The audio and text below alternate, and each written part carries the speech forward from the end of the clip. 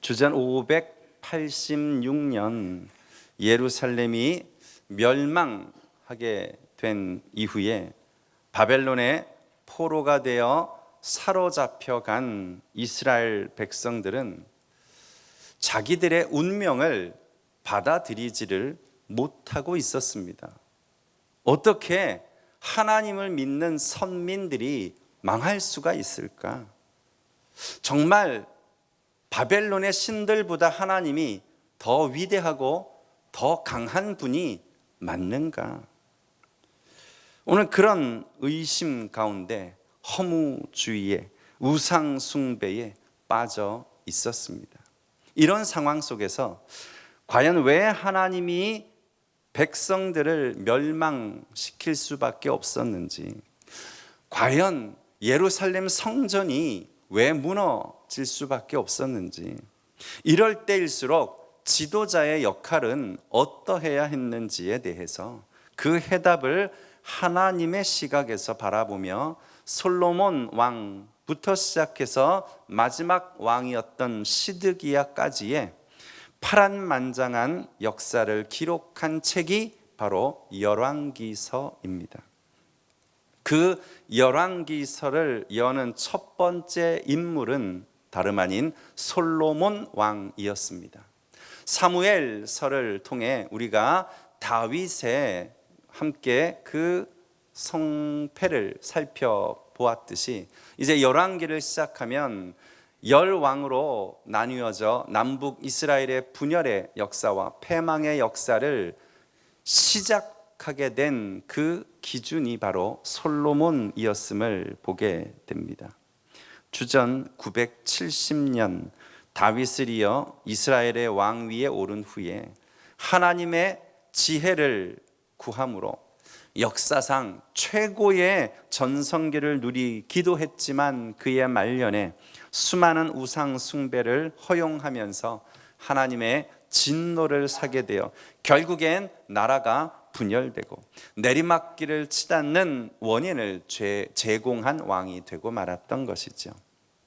그런 의미에서 이제 오늘 이 말씀을 통해서 지혜의 왕 솔로몬이 하나님을 떠나게 된 그 근본적인 이유가 어디에 있는지, 또 그와 함께 우리가 이 말씀을 통해 깨달아야 할 교훈은 무엇인지를 함께 살펴보면서 오늘 은혜를 나누는 시간 될 수 있기를 먼저 주님의 이름으로 축원합니다. 우리가 너무나 잘 알고 있는 것처럼 솔로몬은 하나님의 축복을 어마어마하게 받았습니다.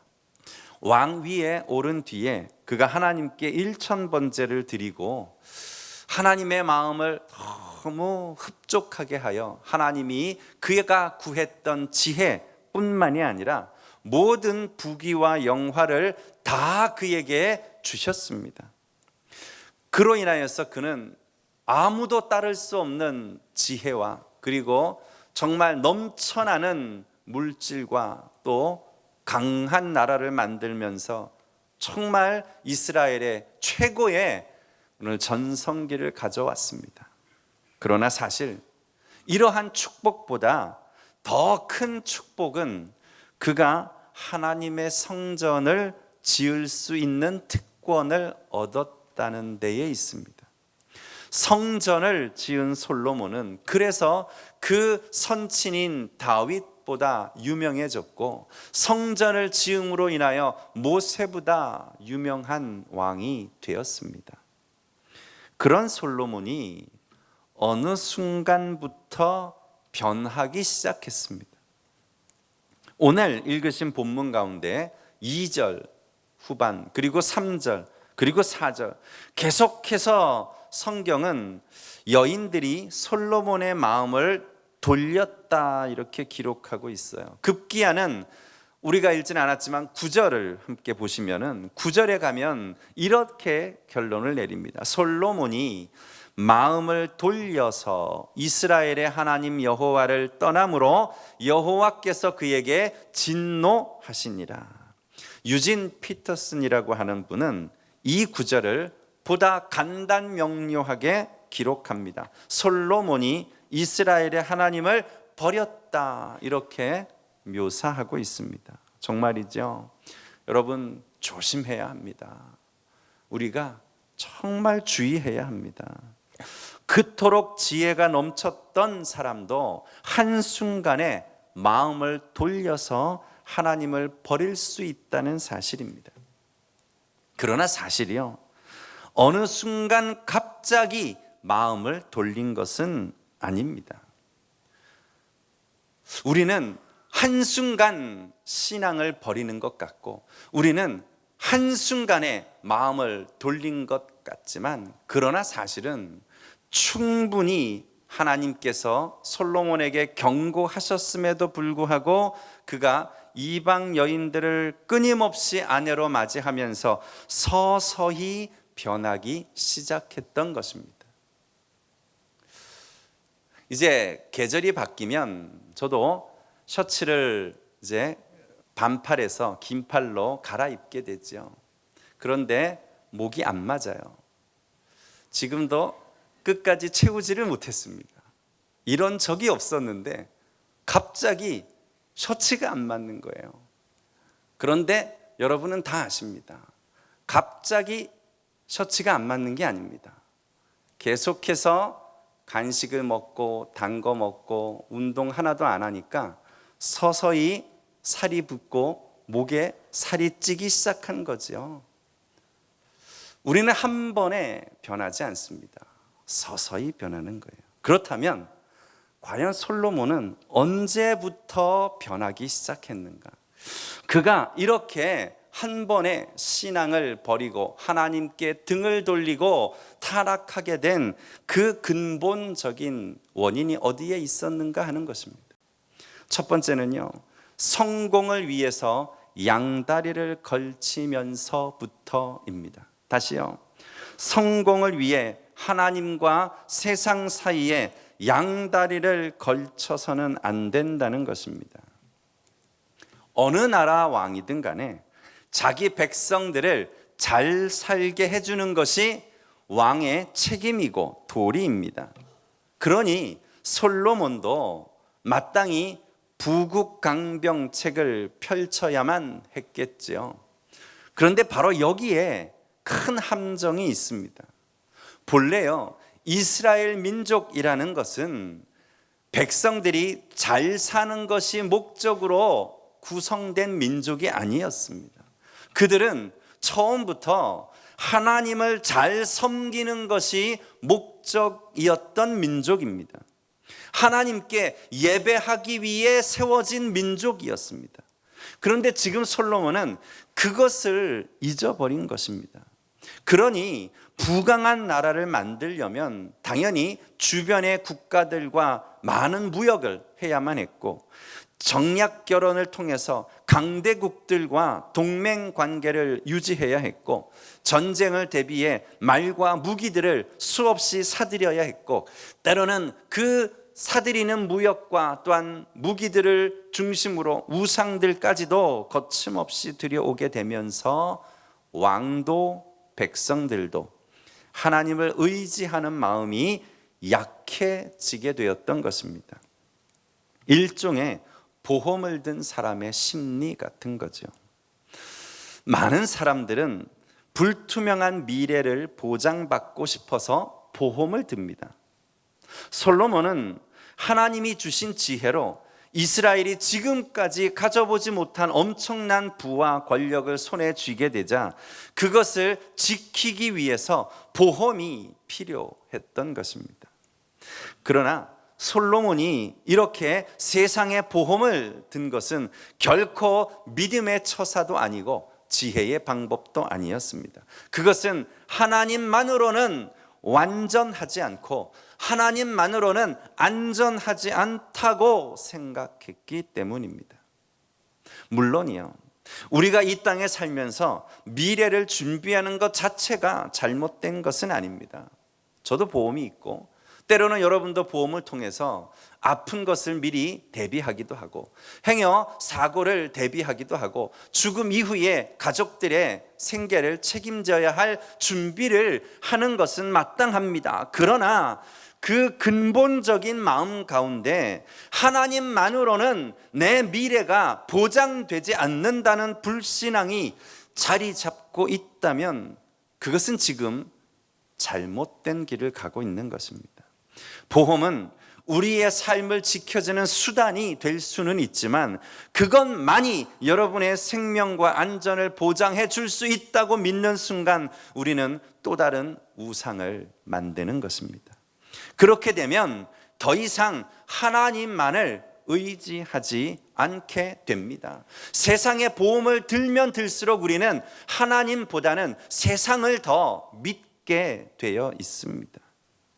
결국 솔로몬은요, 하나님께로부터 받은 축복을 하나님이 아닌 세상을 통해서 다른 방법을 통해 지켜내려고 했던 것입니다. 특별히 그가 이렇게 변질되게 된 그 원인을 오늘 우리가 읽은 이 11장 본문에는 특별히 많은 여인들을 아내로 맞이하면서부터라고 지적하고 있습니다. 1절 말씀부터 보시면요, 솔로몬이 바로의 딸 외에도 모압과 암몬과 에돔과 시돈과 헷 족속 같은 하나님이 싫어하시는 이방 여인들을 그가 사랑했다고 말씀합니다. 2절에도 지적하는 것처럼 정말 신명기서 7장을 보면 1절에서 3절, 4절까지를 보면 이 족속들의 이름을 하나하나 거론하면서 그들과는 절대로 화친을 맺거나 혼인을 하지 말라고 아예 명령하고 아예 강하게 강조하고 있습니다. 그런데도 불구하고 솔로몬은 이러한 하나님의 명령과 경고를 무시한 채 정략 결혼을 계속해서 이어가 급기야는 3절에 보세요. 얼마나 됐대요? 후궁이 700명, 첩이 300명이나 되었대요. 1000명이나 아내를 맡게 된 것입니다.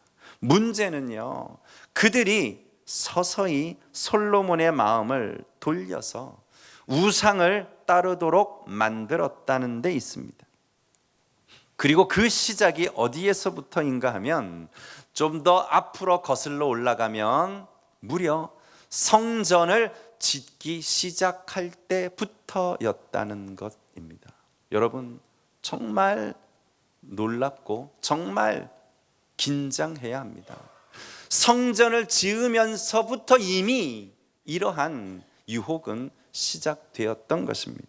정말이요.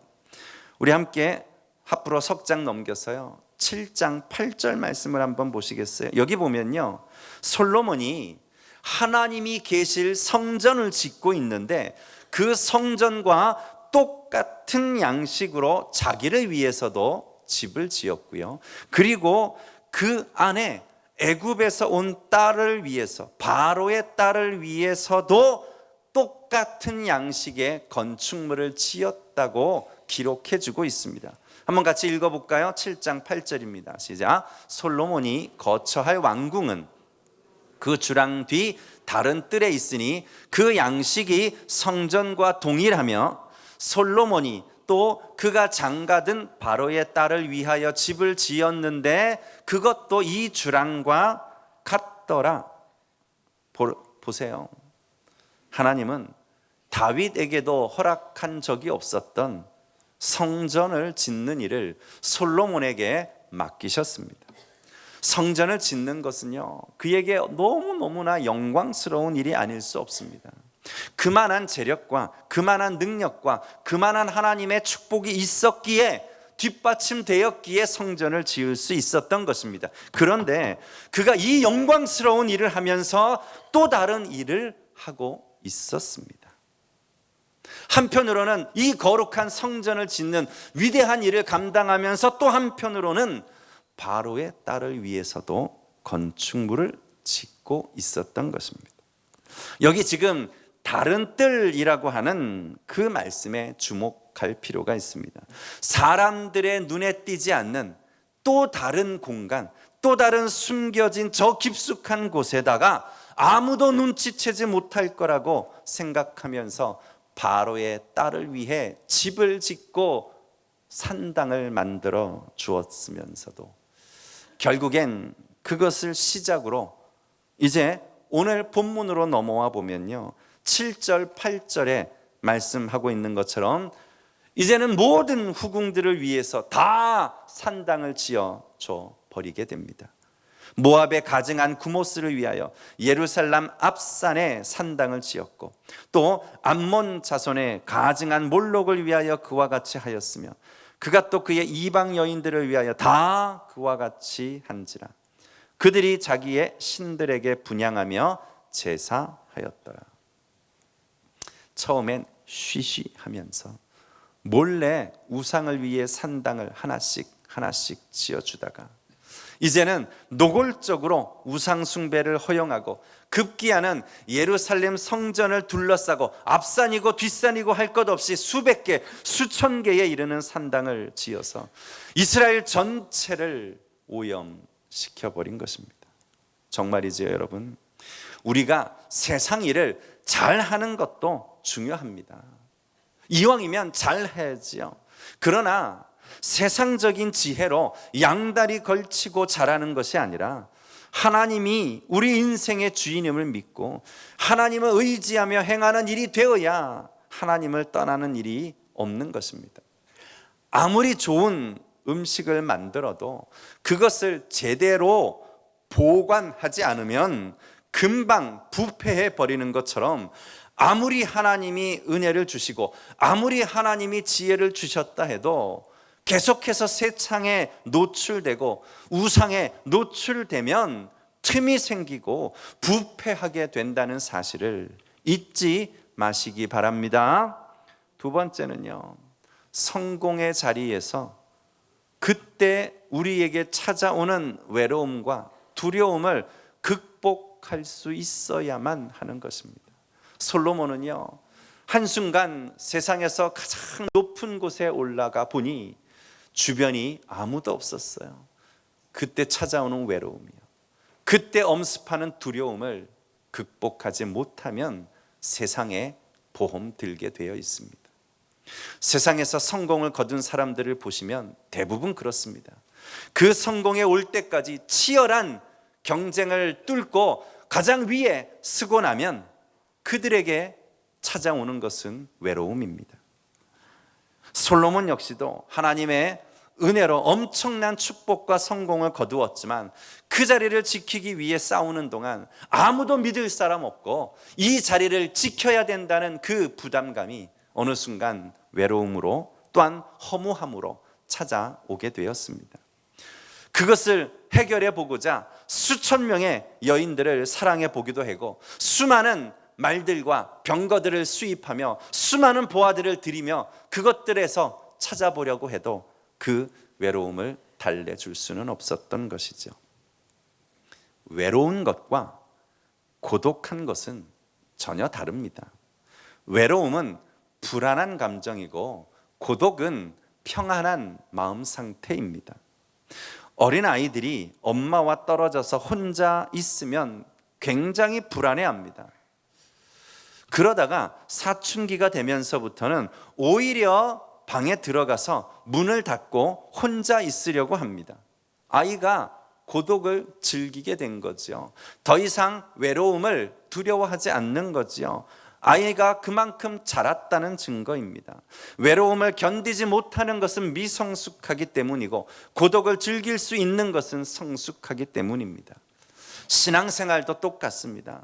지금 만약 여러분이 오늘 믿음 생활하면서 외로움을 느끼고 있다면, 그래서 그 외로움을 자꾸 세상적인 방법으로 해소하려고 한다면 그것은 믿음이 약해지고 있다는 반증입니다.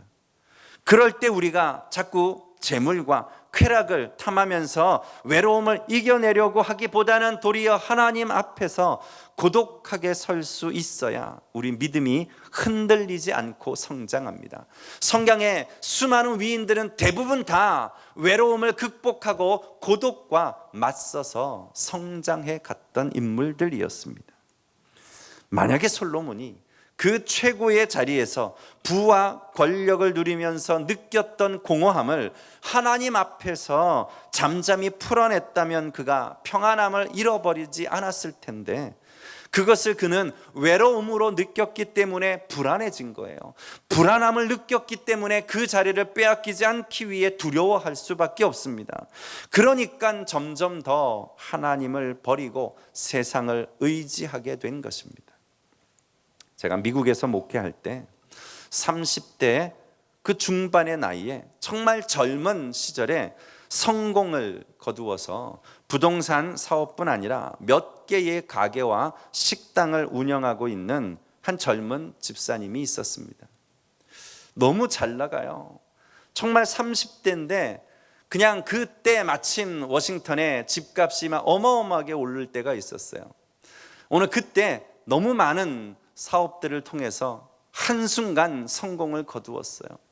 그러면서 여기에도 투자하고 저기에서 투자하면서 1년에 수억씩 벌어들이면서 그 젊은 시절을 정말 크게 오늘 일구어 놓았습니다. 근데 그가 어느 날 같이 밥을 먹으면서 식사 중에 이렇게 저에게 고백을 합니다. 목사님, 지난 몇 년 사이 꿈 같은 일들이 벌어졌습니다. 갑자기 하나님이 복을 막 쏟아 부어 주셨어요. 그런데요, 돈이 없을 때는 그러지 않았는데 부자가 되고 나니까 두렵습니다. 하나님이 한순간에 이 복들을 거두어 가실까 봐 너무나 두렵습니다. 그 생각하면 잠도 잘 수가 없습니다. 그는 두렵다고 했습니다. 사업이 점점 커질수록 내가 가진 것을 잃어버릴까 봐 점점 더 올라갈수록 그 자리에서 내려와야 할까 봐 두렵다고 했습니다. 그러면서 불안하니까, 두려우니까 자꾸만 더 일을 계속해서 벌리는 거예요.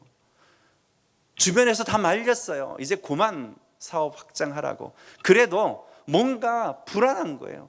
계속해서 일들을 벌려나가는 거예요. 차도 1년에 여러 대 막 바꿔요.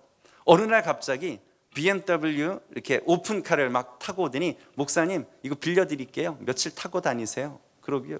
벤츠를 타고 다니다가 어느 순간 또 럭셔리한 차로 막 바꾸고 그냥 수없이 차도 바꿔가면서 그렇게 인생을 즐기는 것 같았는데 불안했던 거예요. 못 믿는 거예요.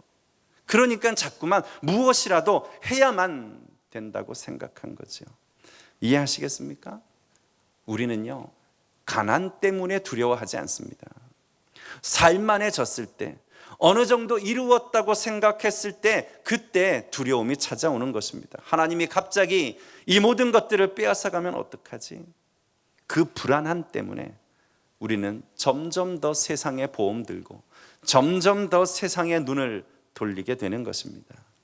사랑하는 성도 여러분, 미래에 대한 두려움이 찾아올 때일수록 세상에 보험 들려 하지 마시고 하나님 앞에 고독하게 설 수 있기를 바랍니다. 그때일수록 우리가 세상에 의지하지 말고 끝까지 하나님만 붙잡을 수 있기를 바랍니다. 하나님을 의지하지 않고 다른 것들을 바라보기 시작할 때 우리 안에 틈이 점점 벌어져요. 그 틈은 점점 우상으로 채워질 수밖에 없어요. 그러면 타락합니다. 솔로몬이 그의 말년에 기록한 전도서를 보면 1장에 그 유명한 내용이 나오죠. 1장 1, 2, 3절 이렇게 고백합니다. 여러분 한번 보시겠어요? 전도자가 이르되, 같이 읽어볼까요? 헛되고 헛되며 헛되고 헛되니 모든 것이 헛되도다. 해 아래에서 수고하는 모든 수고가 사람에게 무엇이 유익한가? 그렇습니다. 가장 찬란했던 인생을 살았지만 말년에 하나님께 등을 돌리고 초라하게 인생을 마무리했던 솔로몬의 마지막 고백입니다. 인생의 부귀영화를 놓치지 않으려고 여기저기 양다리를 걸친 것이 오히려 그의 인생을 더욱더 허무하게 만든 것입니다. 기억하십시오. 우리 인생에 찾아오는 허무함은 내가 아무것도 이룬 것 없고 가진 것 없기 때문에 찾아오는 것이 아니라 내가 가지고 이룬 것을 지켜내기 위해 세상을 더 의지할수록 찾아온다는 사실입니다. 지금 우리의 가장 근본적인 문제는 불안한 정치가 아니고요, 주변 강대국들의 세력 다툼이 아니라 일본의 수출 규제가 아니라 가장 확실한 보험인 하나님을 끝까지 붙잡지 않는 것입니다. 정말이죠. 이 땅에 심어놓은 수많은 인생의 보험이 우리를 지켜주지 못한다는 사실을 잊지 마시기 바랍니다. 우리가 오직 붙들어야 할 하나의 이름은 다름 아닌 하나님입니다. 인생의 진짜 황금기는, 인생의 정말 전성기는 축복으로 넘칠 때가 아니라 끝까지 여호와 하나님을 경외할 때 찾아오는 것입니다. 솔로몬이 하나님을 경외하는 것이 지혜의 근본이라 외쳤던 그 순간이 그에게 있어서 전성기였습니다. 그러나 오히려 더 많아지고 더 높아지고 그럴수록 세상 것을 붙잡기 위해 양다리를 걸치는 순간이 그에게는 절대로 황금기가 아니었습니다. 오늘 솔로몬을 통해 우리가 깨달아야 할 결론은 무엇입니까? 세상에 양다리를 걸치며 사는 것이 얼마나 위험한 일인가 하는 것입니다. 보험은 틀림없이 많은 유익을 주지만 그러나 때로 도덕적 해이를 가져옵니다. moral hazard요. 그것은 보험에서부터 나온 용어였어요. 해이 상태요. 어느 순간 불감증에 안일함에 빠지게 되는 거죠. 그래서 보험을 든 이후가 되면 과속을 하고 운전을 함부로 하고 험하게 하면서 별로 주의하지 않습니다. 왜요? 사고 나면 보험이 다 처리해 주니까. 화재를 대해서 대비하고 조심하지 않습니다. 왜요? 불나도 보험회사에서 다 보상해 주니까. 그것이 도덕적 해이입니다. 마찬가지로 우리가 세상의 보험을 들면 들수록 영적인 해이 상태에 빠져들게 됩니다. 영적으로 해이해지기 시작하면 하나님을 의지하는 일이, 하나님께 기도하는 일이 점점 줄어듭니다. 세상에 안심합니다. 그러다 보니까 타락하게 되는 것입니다. 바라기는요, 정말 우리 주님이 하셨던 말씀처럼 한 사람이 두 주인을 섬기지 못한다는 사실을 다시 한번 기억하면서 오늘 여러분이 지금 여기저기 세상에 보험 들고 있고 그것 때문에 행여라도 안심하고 있다면 다시 한번 여러분이 영적 해이 상태에 빠져 있지 않은지를 돌아보고 하나님을 다시 붙잡고 온전히 믿음 가운데 살아가는 귀한 여러분의 남은 생애와 또 남은 우리의 달들이 될 수 있기를 주님의 이름으로 축원합니다.